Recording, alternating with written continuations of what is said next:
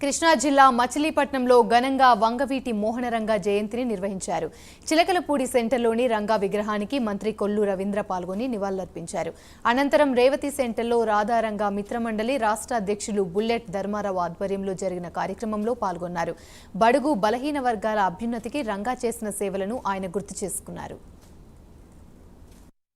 వంగవీటి మోహన్ రంగ గారి 77వ జయంతి కార్యక్రమాలు పెద్ద ఎత్తున రాష్ట్ర వ్యాప్తంగా నిర్వహించుకుంటా ఉన్నారు. ఈరోజు మచిలీపట్నంలో కూడా అన్ని ప్రాంతాల్లో ఆయన విగ్రహాలకి నివాళులు అర్పించుకోవడం జరుగుతోంది. మరి రేవతి సెంటర్లో ఉన్నటువంటి రాధారంగ మిత్ర మండలి బుల్లెట్ ధర్మ గారి ఆధ్వర్యంలో ఏర్పాటు చేసినటువంటి విగ్రహానికి ఈరోజు పూలమాలలు వేసి నివాళులు అర్పించడం జరిగింది. ఈ కార్యక్రమంలో జనసేన పార్టీ ఇన్ఛార్జి బండి రామకృష్ణ గారు, తెలుగుదేశం పార్టీ నాయకులు, కార్యకర్తలు, జనసేన నాయకులు, కార్యకర్తలు, పెద్ద ఎత్తున రాధారంగ మిత్రమండలి నాయకులు అందరూ కూడా రావడం జరిగింది.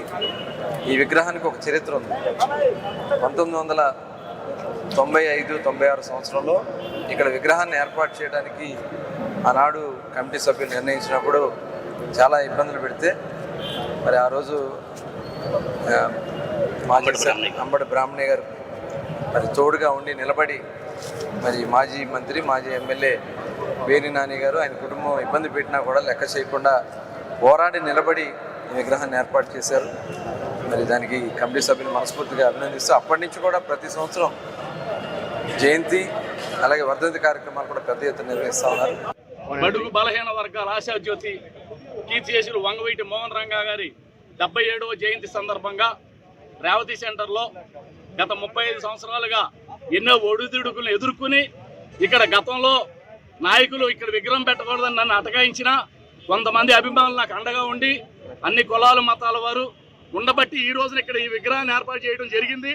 అందులో మరి అంబటి బ్రాహ్మణయ్య గారు, సోడిశెట్టి బాలాజీ గారు, మరి మాదివాడ వాసు గారు, కోనబెడి శ్రీనివాస్ గారు వీళ్ళ సహకారంతో ఈ రోజున నడిపొట్టులో ఉన్న ఈ విగ్రహానికి దండలేసుకుని నివాళులు అర్పించుకునే అదృష్టం కలగజేసిన నా యొక్క అభిమానులందరికీ కూడా నేను శిరస్సు ఉంచి పాదాభివందనం చేస్తున్నాను. అలాగే రాధారంగ మిత్ర మండలి గత ఎన్నికల్లో మేము జనసేన అధినేత పవన్ కళ్యాణ్ గారి మద్దతు ప్రకటించాం. అందులో భాగంగా రాష్ట్రం అంతా సుడిగాలి పర్యటన చేసి నా ఆధ్వర్యంలో దాదాపు 60-70 చోట్ల నియోజకవర్గాల కమిటీలు వేశాను. ఆ కమిటీల ద్వారా అన్ని కులాలు కలిపి జనసేన కూటమి పవన్ కళ్యాణ్ గారి మద్దతుగా ఇచ్చాం.